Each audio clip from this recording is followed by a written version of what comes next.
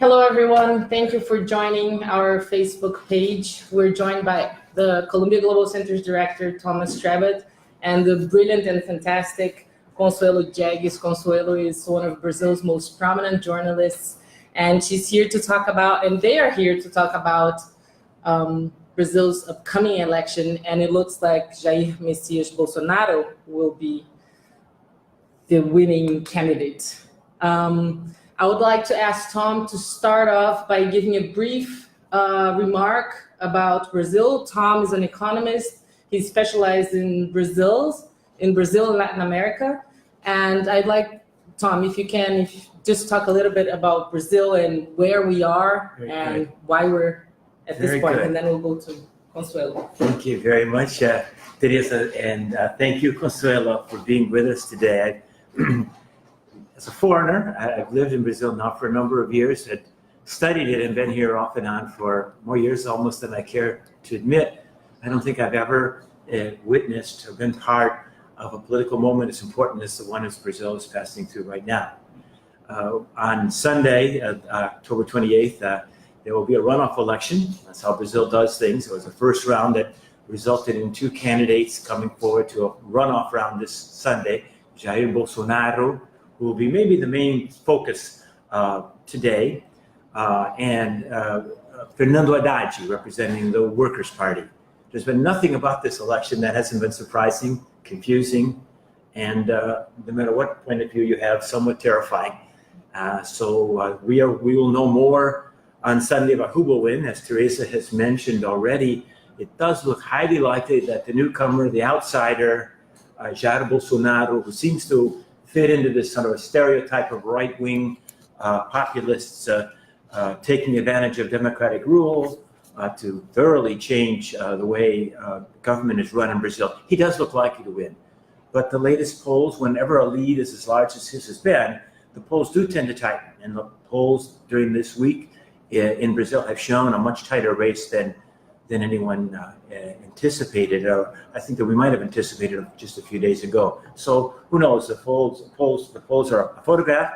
Maybe the motion picture they're part of is showing a trend toward Fernando Haddad. But now it really looks like Jair Bolsonaro is likely to win. And I would just say this: he has won, or if he does win, and certainly where he's come to so far is due to him sort of capturing the moment in Brazil.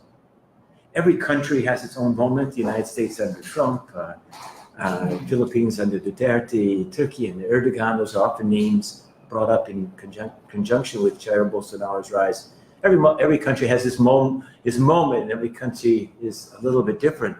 But here in Brazil, and I know Consuelo is going to be able to help us understand this, it seems that Jair Bolsonaro has in kind of a masterful way captured what worries different groups of people and brought all of those different groups of people, even though they may not have much in common with one another, brought them together behind his candidacy.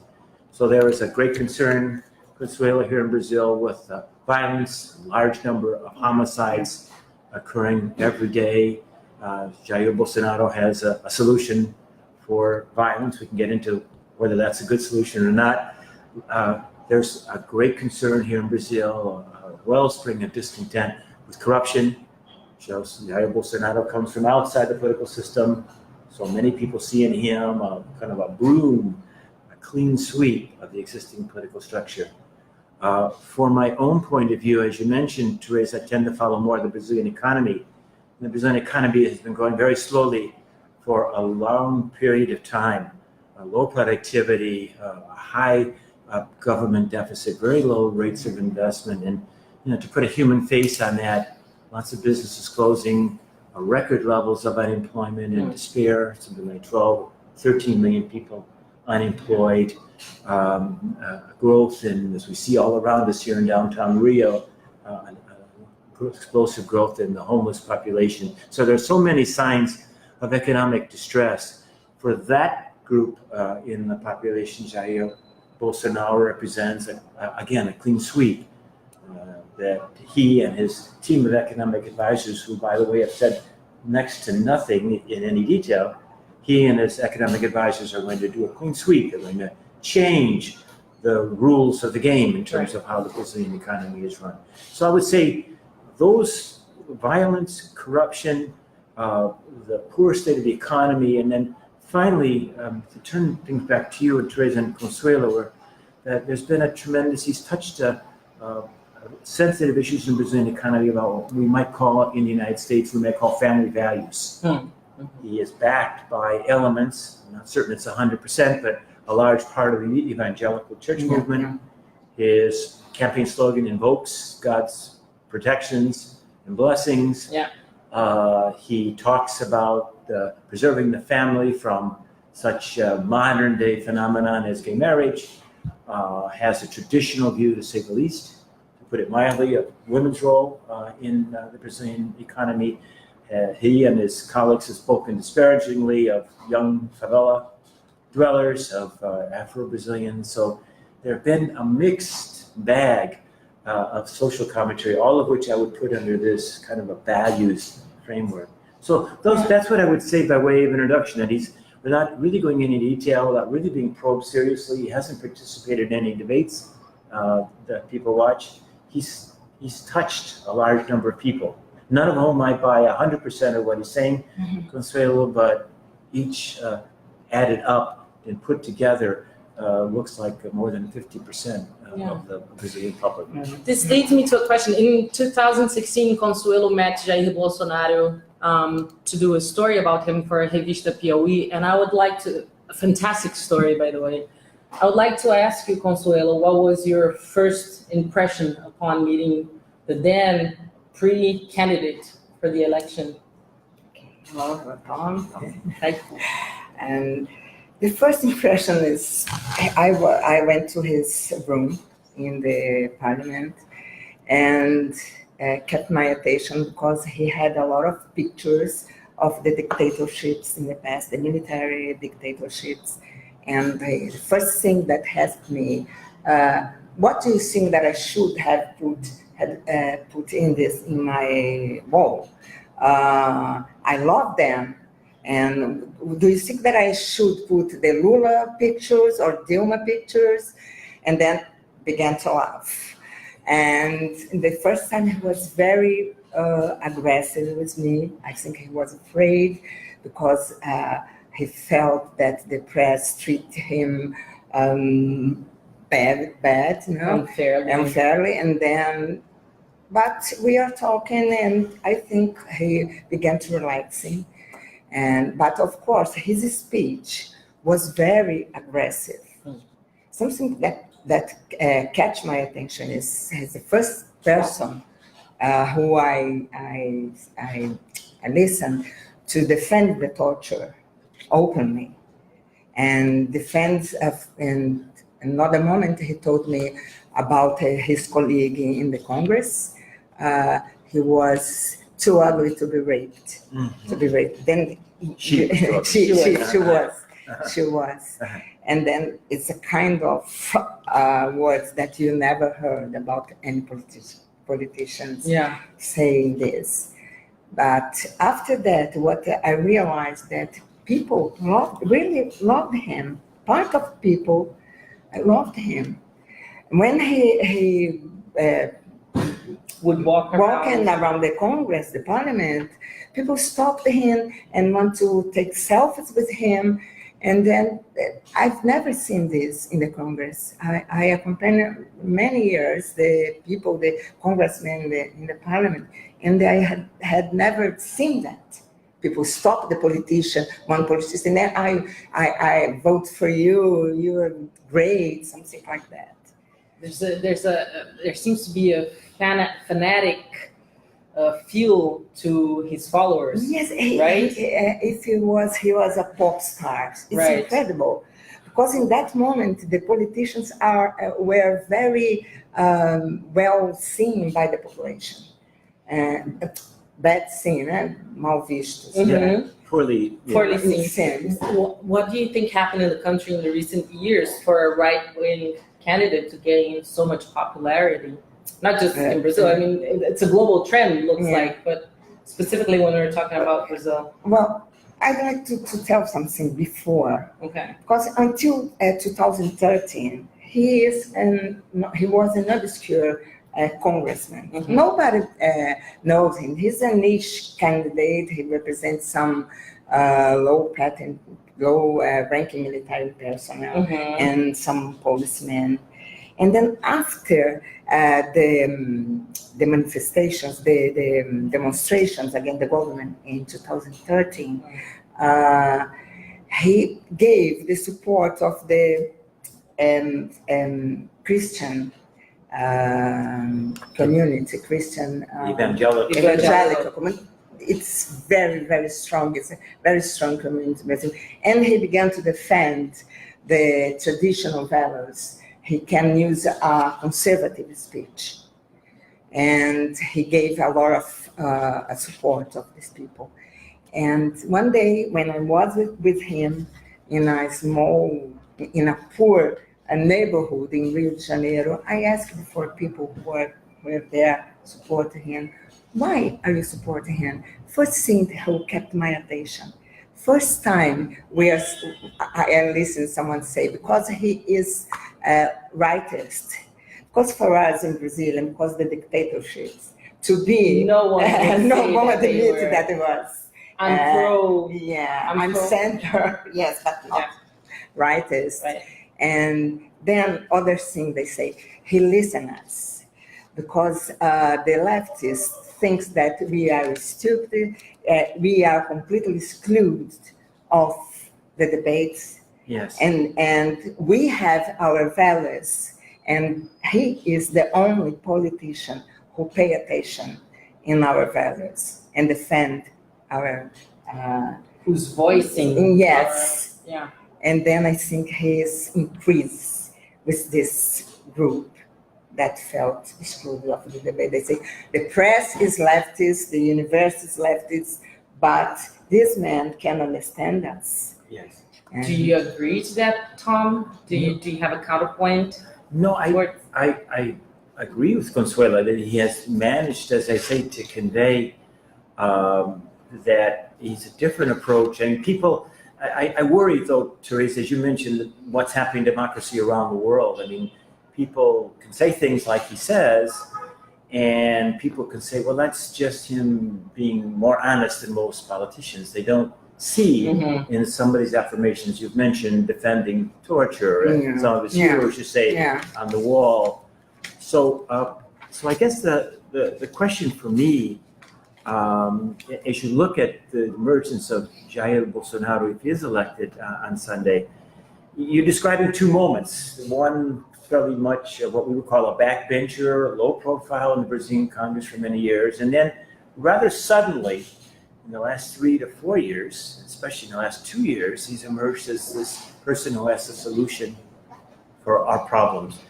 How do you, Consuelo, evaluate him as a leader? Is he leading a mass movement? Is he being used by one of these pan-global right-wing rightist movement? Are there proper groups behind him? How do you see him, if he is elected, emerging as a leader in Brazil? I'm not sure, but my impression is because there are these people in the streets during these movements in the streets in 2013. He needs someone to give a face for this movement. And sometimes I don't know if they create Bolsonaro or Bolsonaro was a real leader, or they need a kind of person to represent them. But I don't feel he's really a leader. And I don't feel that's worrying me, what worries me. Because I don't know if he's some kind of, he's a populist, but he's not like Lula, for example. Lula was a leader of leftists, but I'm not sure if he's a real leader. I think probably he's a person who is in that moment to do a role in the... To do a... papel. Play a role. Play a role in this moment. But I'm not sure if he's a real leader. But other thing I think is important to discuss here, when you talk about this speech, when he defends the torture, or he says that the mistake of military government, it was not kill 3,000 people. The mistake was to torture and not kill. Yes, probably people think, oh, what is happening with Brazilian society? I don't believe that Brazilian society is not a democratic society. Some polls show that society wants democracy, but you can't forget that what happened to this candidate increase. I think PT, the last government, PT government, has this guilt too. He's a part of the guilt. Mm-hmm. Shares in the blame here. Yeah. I was going to ask you about that because part of the rise of, let me just restate that maybe and bring people watching us from outside Brazil up to speed. There have been something like 30 political parties in Brazil. It's got to be some kind of a record. Maybe there were more in Italy at one point in time, but this is like a world record, 30 political parties. So Jair Bolsonaro is now affiliated with a small little party that grew in the latest elections, but really was not an established part of the political party spectrum, establishment. But the PT, as you mentioned it, the Workers' Party certainly was, and the PSDB also. Yeah. PSDB maybe a center-right. Yeah. The PT, more of a center-left. Yeah. Those two parties seem to have collapsed. Certainly the PT under Lula, but also the PSDB as an alternative to Lula. Yeah. What happened to those parties? You mentioned you think that the PT gets part of the blame. What do you mean by that? And why was the PSDB so punished as they weren't the government in recent years? Yeah. Well, the first thing, I think they did done important things for the country. I think they reduced the poverty and reduced the social inequality, but it committed a lot of mistakes. And that time, PSDB was the opponent of the PT. I'd like to show some numbers here. The inflation increased to 10% a year, to more than 10% a year. We had that by 2016. From very low numbers to 10%. Yes, and we have 13 million unemployment, and the public debt increased 70%, and we live in the worst recession in our history. And beside this, with a very high tax burden besides. The government became involved in the biggest scandal of corruption. Yes. And then I think this affects the faith with people in PT. But in that moment, the solution could be, we can choose another candidate, a center candidate. Why do I think that they prefer Bolsonaro? Because part of the population thinks that PSDB couldn't defeat Bolsonaro. I think part of this voter that is vote for Bolsonaro now is not vote for Bolsonaro, but is vote against PT. And then because the PSDB couldn't defeat the PT, yes, yes. They think no, PSDB in neither the other parties, as Rede with Marina Silva, who were a very good candidate, and we have Ciro Gomes too, and Alckmin from PSDB. They could be. So you have a lot of centrist leaders. Yes. With good past, not involved in corruption, but they were all swept aside. Yes, but I think part of the population think that this kind of candidates who can't defeat PT, and then we are vote for Bolsonaro. That's the only candidate who can defeat Bolsonaro. Haddad and PT candidate. PT candidate, which is, we haven't talked much about him today, but it's an interesting candidate in his own right, the former mayor of Sao Paulo, Fernando Haddad, who was the candidate for the PT in this election, who started this election saying Haddad is Lula, Lula is Haddad, but he's had to change that approach. Yeah. The other thing, Bolsonaro, until last year, he has only conservative speech. But I think he really realized to gain support for the businessman, for the financial market, he needs to have an economic speech. And then he called ultra-liberal economist called Paulo Guedes to be his economy minister. And I think in that moment, he gained the credibility of the financial market. Yes. And then this kind of people began to support him. Because the only thing that gives rationality to this government is the economy. Right. His project for the economy. Yeah. I'd like to bring back when you're talking Haddad is Lula, Lula is Haddad, and the whole antagonism between the parties is part of the rise of Bolsonaro has been the dismiss of major political parties, especially PT, right? The Workers' Party. Why?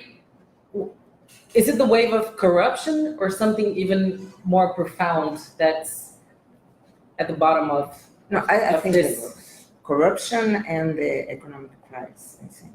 Right. And Lula, what we are seeing is that PT is not, the people is not voting for PT, part of the people is voting, it's really voting for Lula, because he was a popular leader.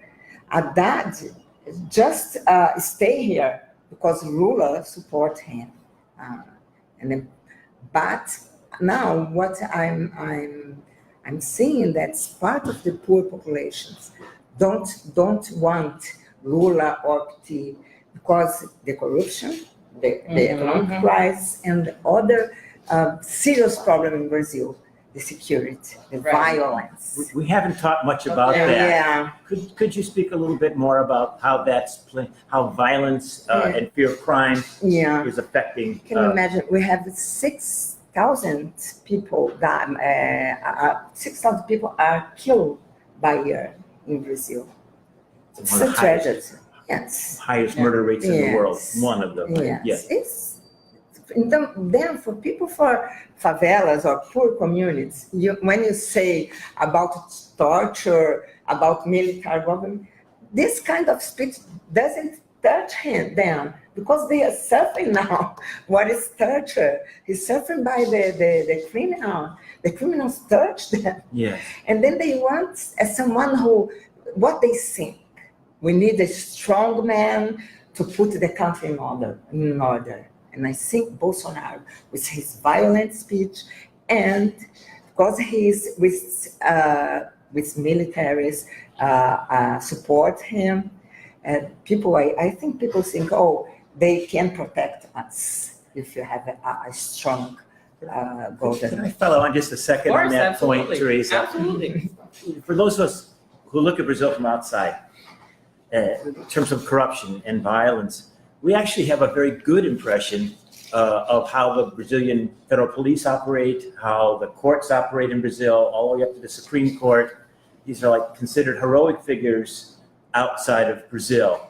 Jair Bolsonaro doesn't seem to pay the judiciary much attention at all. His solution for corruption and violence is simply to arm civilians, to turn police loose on suspects, on the argument that it's anything that happens, murders or deaths that occur are self-defense.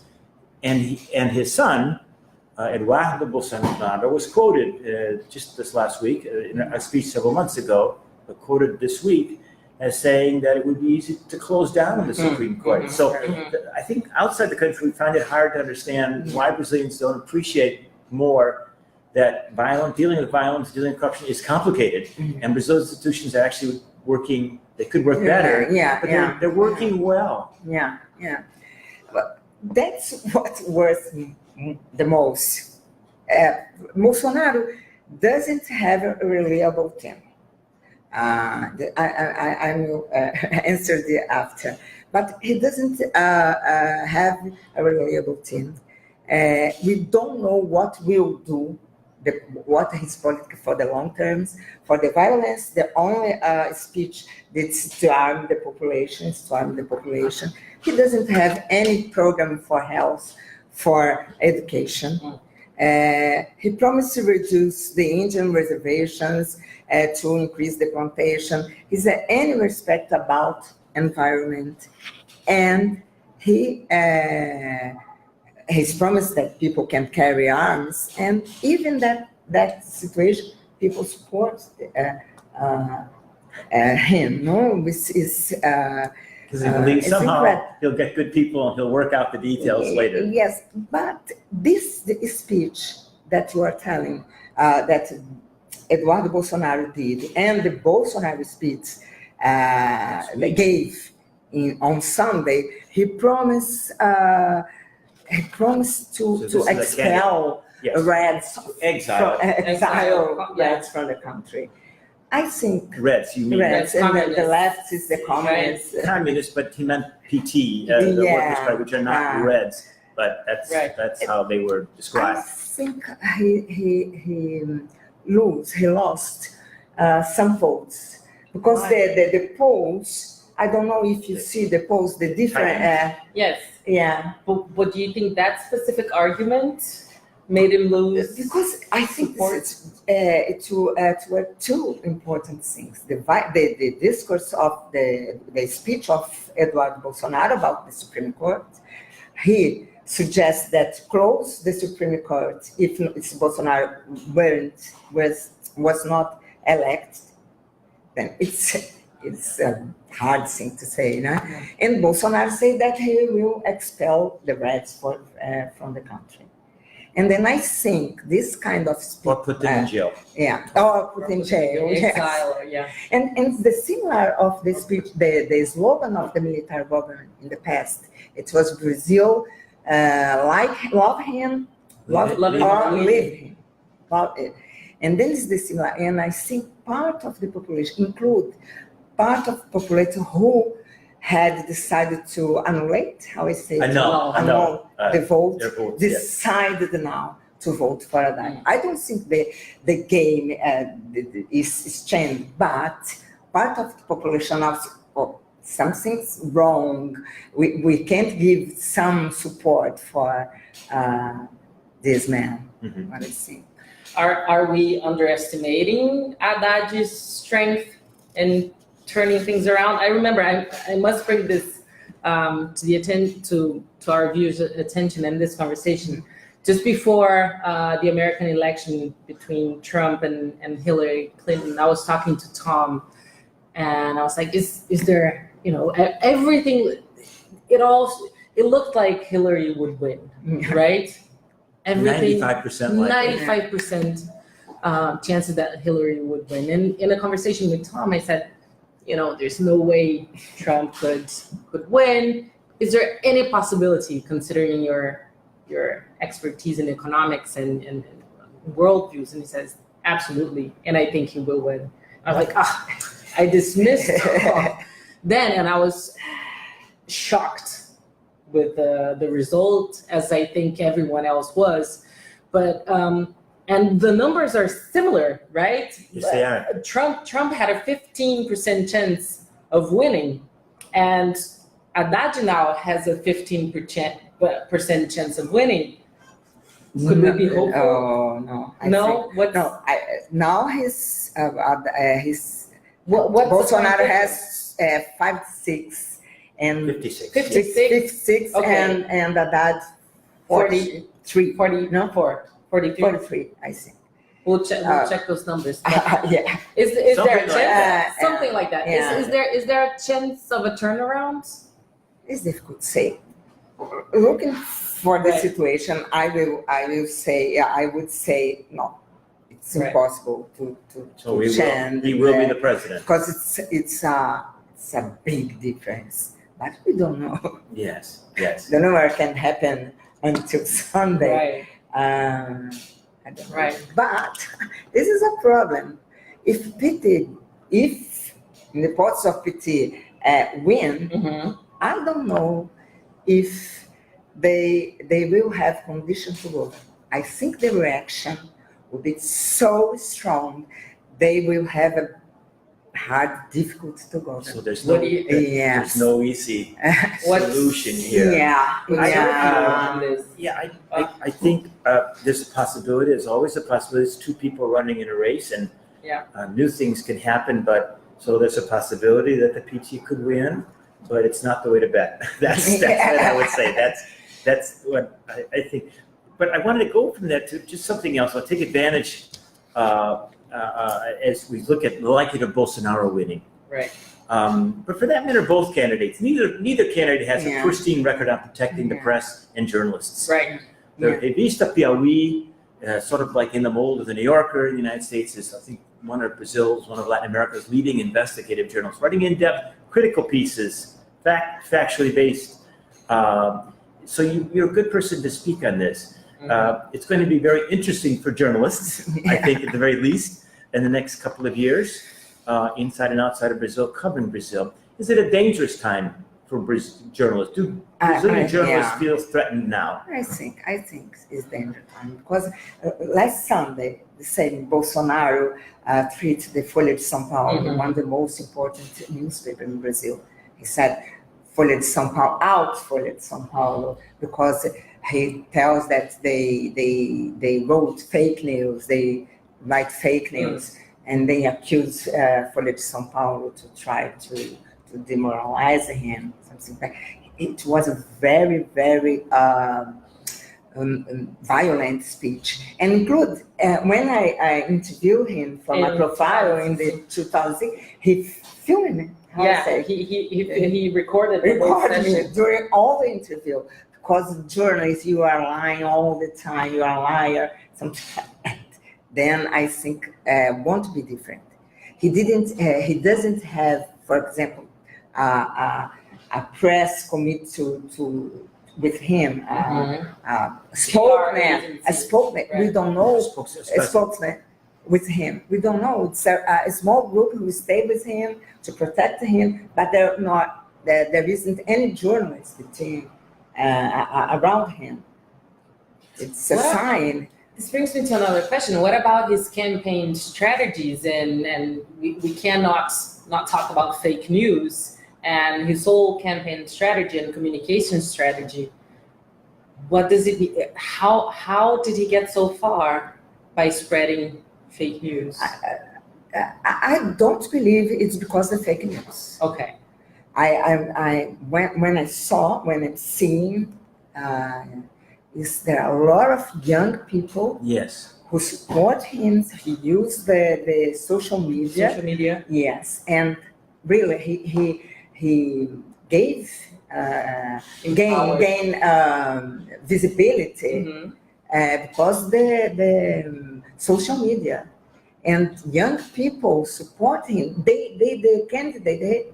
He is the candidate who better use the social media. It's incredible. He was doing this 2 years ago. He was doing this using strongly because he didn't have a space in the traditional media, in the mainstream. Yes, and now this is the difference in this campaign. Yeah. Because many candidates try to approach with other parties to use the TV time for the advertisement, but it has any importance in this campaign because the most important is the social media. It's incredible. So you wouldn't disagree that there has been some manipulation due to an onslaught of fake news, but what you're saying is it's not the most important factor. No, I think something happened, but it's not because he will gain win the president if he win. I don't know if we have time, but I wanted to follow up on one thing she said. A little more. One thing about young people. Looking at Brazil from outside, is there a generational issue here? Is it that the young people that you meet are more, I'll use the word fanatical, more committed Bolsonaro followers because they see him as changing the game in Brazil no matter what even if they don't know exactly what that means. Is that what's happening? Or do you find support for Jair Bolsonaro and his positions, do you find that across generations? So that older voters, people who might remember, like I do, the military regime here, is support equal across generations, or is it more concentrated in the young or the old? I think in younger. The younger ones. Yeah. Because there is a lot of rejection of the system.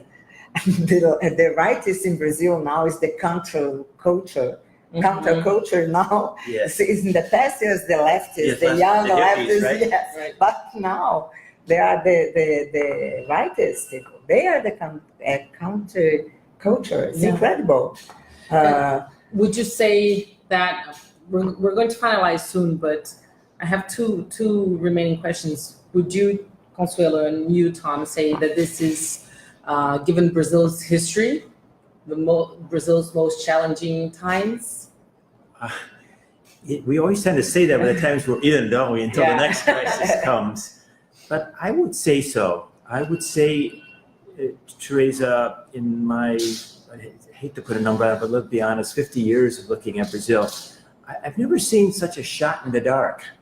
So many people being willing to really throw everything up in the air on the hope that things can get better. I mean, in one part, that's sad because it reflects a somewhat desperate situation in Brazil and a desire for change. But we have to be careful what change that is. And I'm very, very worried. I think we can be hopeful about Brazil after Sunday, but hope is not a very good basis for running an economy as complex and as complicated, and so with so much at stake as Brazil. So you can hope for the best, but I do think it's going to be, Teresa, a major challenge for Brazilian institutions. And it's often said in Brazil, well, we don't have the institutions that the United States has, therefore democracy is at risk here. I think those democratic institutions in Brazil are deeper than people think, but they will be tested. The press, the other political parties, civil society, the universities, the business community. These are institutions that are solid and have been there for many, many years, and will act, I think, as counterweights to too much experimentation in the Brazilian economy and society. But yes, to go back to your question, I'm trying to answer it yes. I think this is as dramatic a time as I've ever seen in Brazil. You, Consuelo? Since the democratization in 1985, right? The first election in 1989. I think the more difficult time for us.